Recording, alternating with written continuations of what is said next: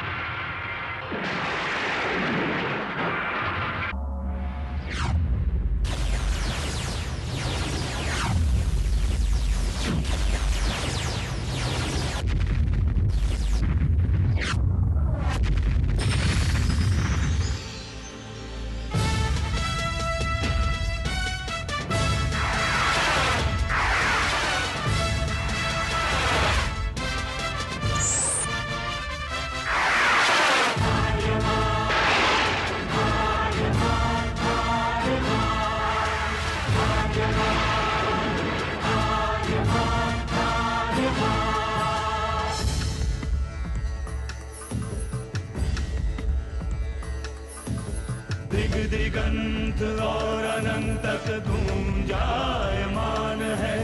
ब्रह्मनाद है विधि का वो अटल विधान है। धर्म की अधर्म पर विजय का वो प्रमाण है। जायमान है वो अटल विधान है। विजय का वो प्रमाण है। ब्रह्मांड का महान योद्धा आर्यमान है।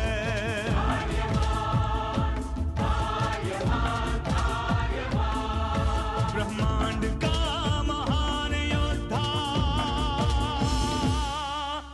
वो आर्यमान है। आर्यमान है।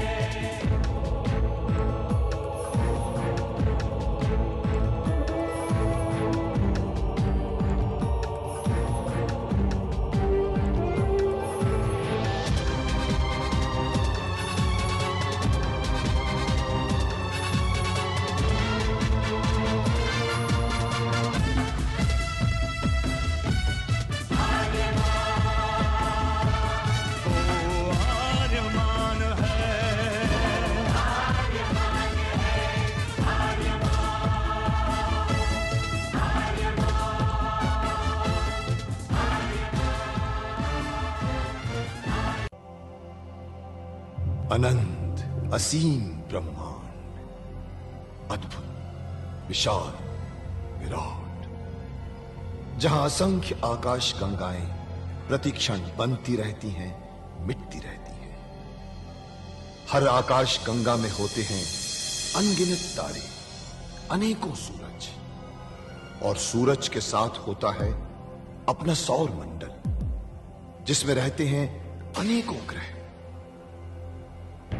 न जाने कितने सूरज चमके और बुझ गए, न जाने कितने तारे चमके और खो गए, न जाने कितने ग्रह, कितनी पृथ्वियां, कितनी सभ्यताएं बनी, बढ़ी और खो गई समय की इस अनंत धारा में। इन्हीं अनजानी परंतु अमर गाथाओं में से एक है महागाथा ब्रह्मांड के योद्धा आर्यमान की। बहुत समय पहले पृथ्वी से लाखों प्रकाश वर्ष दूर आर्याना आकाश गंगा में एक ग्रह था, थार।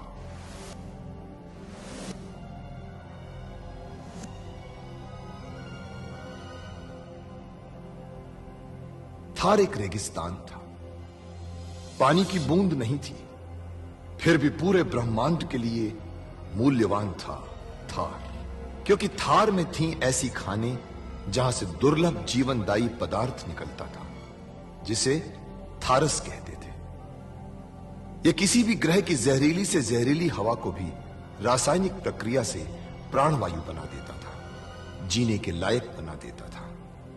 कहावत थी, थारस जिसके वश में, पूरी आकाश गंगा उसके वश में। आर्याना आकाश गंगा की संरक्षक संस्था ओमियान के नियमों के अनुसार थारस को कोई भी व्यक्ति अपने वश में नहीं कर सकता था। यहां तक कि थार ग्रह का राजा जारांत भी नहीं। राजा होते हुए भी जारांत अपना राज्य गणतंत्र प्रणाली से चलाता था। खानों से निकलने वाले थारस का 25% भाग ही थार ग्रह के हिस्से में आता था। बाकी का हिस्सा ओसेक अंतरिक्ष संगठन में चला जाता था। ओसेक आरियाना आकाश गंगा के व्यापारियों का संगठन था और जिसका संचालन अंतरिक्ष में बनाए गए एक कृत्रिम ग्रह ओसेक से होता था। मगर ओसेक संगठन में कई व्यापारी ऐसे भी थे जो अति महत्वाकांक्षी थे, जो पूरे ब्रह्मांड में अपना आधिपत्य स्थापित करना चाहते थे। परंतु जब तक ओमियान था तब तक कोई कुछ नहीं कर सकता था। ओमियान अंतरिक्ष के लोगों की संरक्षक संस्था थी, जो अंतरिक्ष के निवासियों के हितों का पूरा ध्यान रखती थी और अपनी शांति सेना के द्वारा संपूर्ण ब्रह्मांड में शांति और व्यवस्था बनाए रखती थी। इसी ओमियान संस्था का अध्यक्ष था महान होशिंग। होशिंग जिस ग्रह पर रहता था उस ग्रह का नाम था कुरुक्षेत्र, जहां आज छिड़ी हुई है एक महाजंग।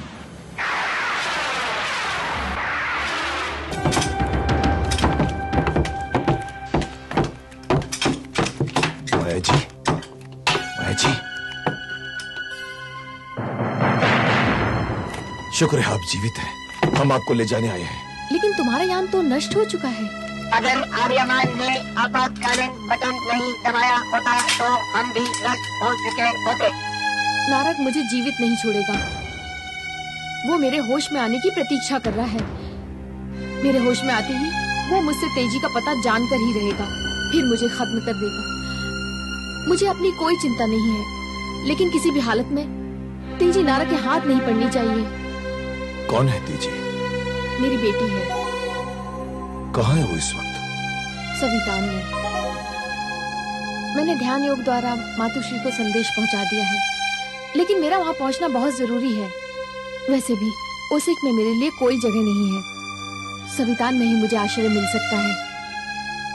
मैं आपको सवितान ले चलूंगा, आपको बेटी से मिलाऊंगा मैं। लेकिन हम यहाँ से निकलेंगे कैसे? मैं हूं ना, यान चोरी करने में मैं विशेष योग्यता प्राप्त कर चुका हूँ। परंतु आप कैसे चल सकती हैं? आप तो जख्मी हैं। हम सवितान की बहनें अपना जख्म खुद भर सकती हैं। तुम मेरी चिंता मत करो, मुझे चलने फिरने में कोई तकलीफ नहीं होगी। परंतु आपको यहाँ पर न देखकर यहाँ के लोग सैनिकों को सूचित कर देंगे और ये हमारे लिए खतरा बन जाएगा। उसका इलाज भी मेरे पास है। मैं अपनी परछाई यहाँ छोड़ दूंगी।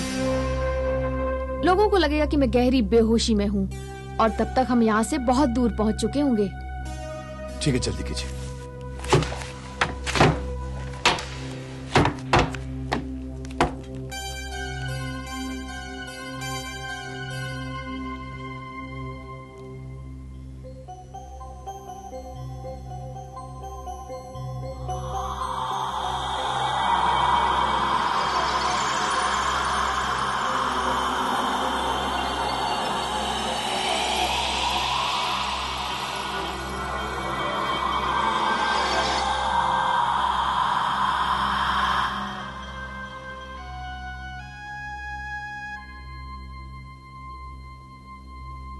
आओ टोबो, चलिए।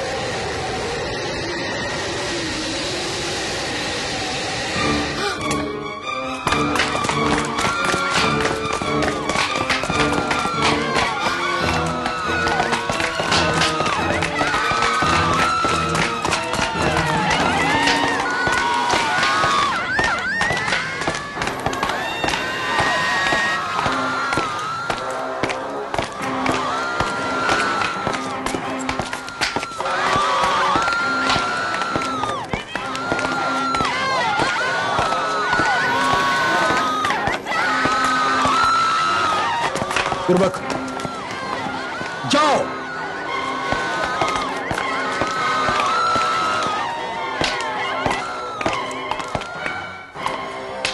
तेजी कहां है? आप कौन हैं?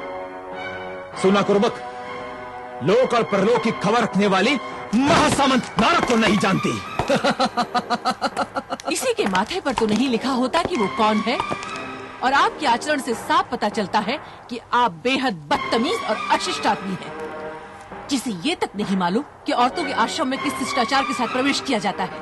मैं तुमसे शिष्टाचार सीखने नहीं, अपनी बेटी को लेने आया हूं। ओह, नारक, तेजी यहाँ नहीं है। देखिए, इससे पहले मैं कोई कहर बर्पा करूं, मेरी बेटी को मेरे हवाले कर दो, मैं चुपचाप यहां से चला जाऊंगा।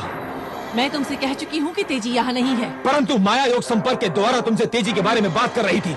देखिए, अगर मुझे तेजी के बारे में पता नहीं चला तो मैं आपके इस संविधान को खत्म कर दूंगा। इसका स्थिति भी ब्रह्मांड से समाप्त हो जाएगा। इसलिए जल्दी बता दो कि मेरी बेटी कहाँ है। तुम कितनी बार ये सुनना चाहोगे कि तुम्हारी बेटी यहाँ नहीं है, नहीं है, नहीं है? कुर्बक,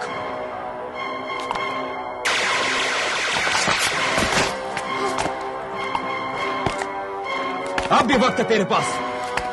बता दे मेरी बेटी कहां पर है, वरना तेरा भी यही अंजाम होगा। देख,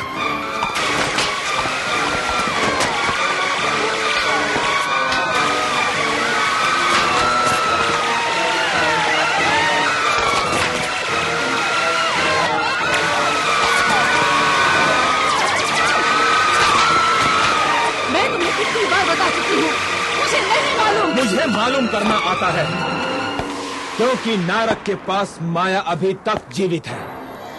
मैं उससे पता कर लूंगा, लेकिन उससे पहले माया के साथ तेरा संपर्क काटना होगा। ये नहीं हो सकता।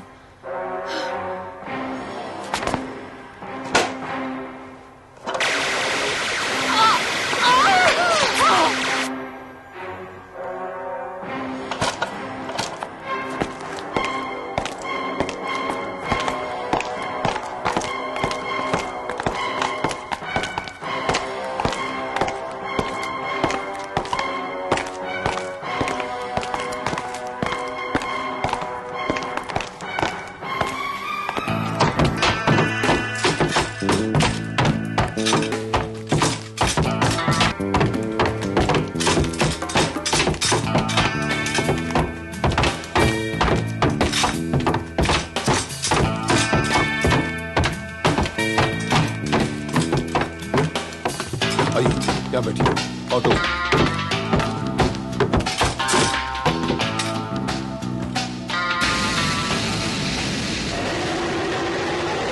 आर्यमान, आज मैं 25 सालों के बाद खुली हवा में सांस ले रही हूँ। जब नारद को पता चलेगा कि उस स्थान पर आप नहीं, आपकी छाया है, तो उसकी सांस बंद।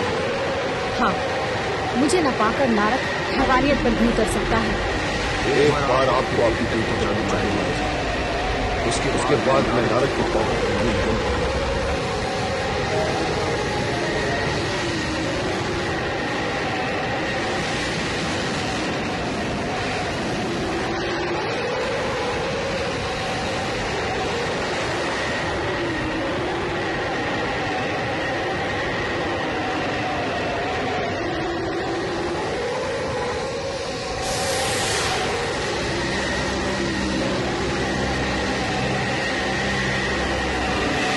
ये क्या? यहाँ पर तो चारों तरफ लाशें पड़ी हुई हैं। किसी वैश्य ने यहाँ पर आकर खून खराबा किया है माया जी। लेकिन मातोश्री कहाँ है? दिखाई नहीं दे रही।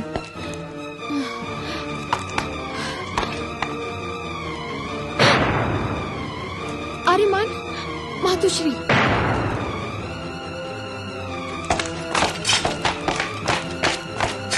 मातोश्री, मातोश्री, मातोश्री, क्या हुआ आपको? आप ठीक तो है ना मातोश्री? माया, मैं तेरा ही इंतजार कर रही थी। माया, ये नौजवान कौन है? ये आर्यमान है, रासा का पुत्र। आर्यमान, रासा का पुत्र? हाँ, लेकिन ये सब किसने किया मातोश्री? नारक। नारक? नारक? नारक यहाँ आया था तेजी को ले जाने। तो क्या नारक तेजी को ले गया? नहीं, उसने मुझसे तेजी के बारे में बार बार पूछा, लेकिन मैंने उसे कुछ नहीं बताया। उसने यहाँ ये कहर बरपा दिया और मेरी मासूम बहनों की जान ले ली। लेकिन तेजी है कहाँ? मैं नहीं जानती, लेकिन जहाँ भी होगी वो सुरक्षित होगी। तुम्हारा संदेश मिलते ही मैंने उसे यहाँ से निकाल दिया था। मातोश्री, मातोश्री,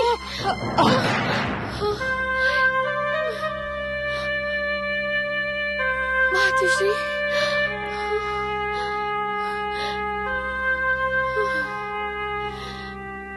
आप यहाँ पर सुरक्षित नहीं है माया जी। आप हमारे साथ कुरुक्षेत्र चलिए। महान होशिन आपको देखकर बहुत प्रसन्न होंगे। उनके संरक्षण में आप सवितान को फिर से शुरू कर सकती हैं। और तेजी? मातोश्री ने आपसे कहा ना कि तेजी जहां कहीं भी है वो सुरक्षित है। आपको तेजी एक न एक दिन जरूर मिलेगी। गुरुबक, माया को जीवित रखना ही होगा, क्योंकि उसके सिवा किसी और को मेरी बेटी का पता मालूम ही नहीं। सिर्फ माया ही कभी भी अपनी बेटी से संपर्क स्थापित कर सकती है, इसलिए उसका जीवित रहना जरूरी है। आप बिल्कुल ठीक कह रहे हैं महासामंत नारक। आओ कुर्बक।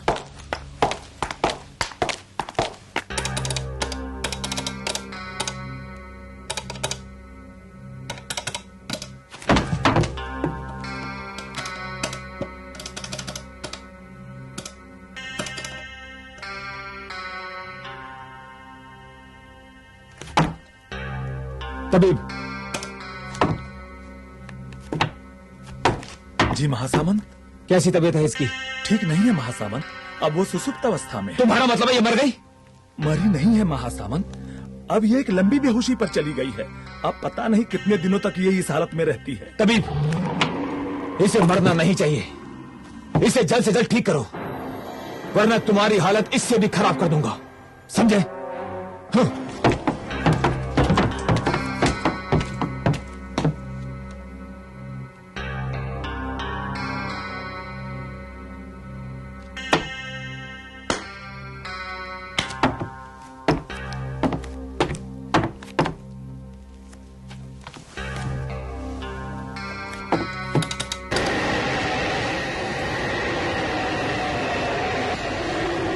आर्यमा, तुम गुरु होशन की आज्ञा तोड़कर थार गए थे। तुम्हें डर नहीं लग रहा उनके पास जाकर? कम से कम तुम उन्हें सूचित तो कर दो कि तुम आ रहे हो। बुजुर्गों ने कहा है माया जी, माता पिता और गुरु के पास बिना बुलाए जाया जा सकता। और रही नाराजगी की बात, तो मेरे गुरु होशन तो साक्षात क्षमा की मूर्ति। चिंता मत करिए, सब कुछ ठीक है।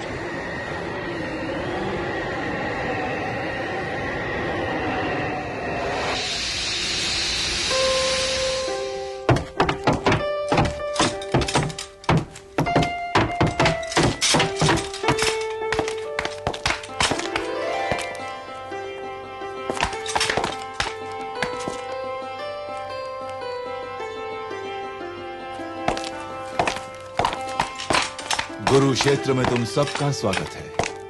प्रणाम गुरुदेव। सत्य का कवच तेरे साथ। गुरु आज्ञा तोड़कर गए थे, आ गए ना असफल होकर। मां की ममता ने मुझे गुरु आज्ञा तोड़ने पर मजबूर कर दिया था गुरुदेव, इसके लिए मैं क्षमा चाहता हूं। आर्यमान, अगर तुम्हें तुम्हारी भूल का एहसास हो गया तो क्षमा तो मिल ही गई। मैंने कहा था ना आचार्य क्षमा की मूर्ति है। आचार्य, ये माया जी है, ये सवितान की बहन है और मेरी मां की सहेली भी रह चुकी। मैं जानता हूं। नमस्कार। और यह भी जानता हूं कि तुम नारक को हराने में असफल रहे। नारक बच कैसे गया? विद्युत तलवार का उस पर असर क्यों नहीं हुआ? उसका समय नहीं आया था आर्यमान। नहीं था तुम्हारे पास अस्त्र उसके सर्वनाश का, ना थी शक्तियां, ना थी क्षमताएं। कौन सी नई शक्तियां, कौन सी क्षमताएं? यही तो तुम्हारी परीक्षा का आरंभ है। तुम्हें प्राप्त करना है चंद्रहास। चंद्रहास? आचार्य, क्या चंद्रहास का सचमुच अस्तित्व है या सिर्फ एक पौराणिक कथा है? आश्चर्य है माया कि सवितान आश्रम की शिष्या होने के उपरांत तुम मुझसे सवाल पूछती हो कि चंद्रहास का कोई अस्तित्व है। चंद्रहास का अस्तित्व है, परंतु ये चंद्रहास क्या है आचार्य? ब्रह्मांड का सबसे बड़ा शस्त्र। अब समय आ गया है कि तुम उस अस्त्र के विषय में जान लो जो बनाया गया है तुम्हारे लिए और तुम जन्मे हो जिसके लिए, और जिसके बिना तुम नहीं कर सकते नारक का संहार। कुछ दिनों पहले आपने मुझे इस दिव्य वस्त्र के बारे में बताया। अब आप कह रहे हैं कि मैं चंद्रहास के लिए जन्मा हूं, वो मेरे लिए बना है। ये क्या पहेली है आचार्य? ये पहेली नहीं है आर्यमान, सनातन सत्य है ब्रह्मांड का। आओ मेरे साथ, आओ तुम। इससे क्या होगा?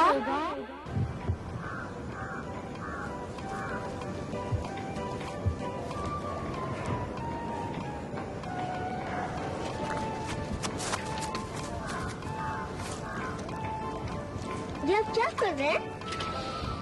पौधा लगा रहा हूं। इससे क्या होगा? इससे ये पौधा बड़ा होकर एक खूबसूरत पेड़ बन जाएगा। फिर इससे क्या होगा? उससे हमारा वातावरण स्वच्छ और प्रदूषण रहित हो जाएगा।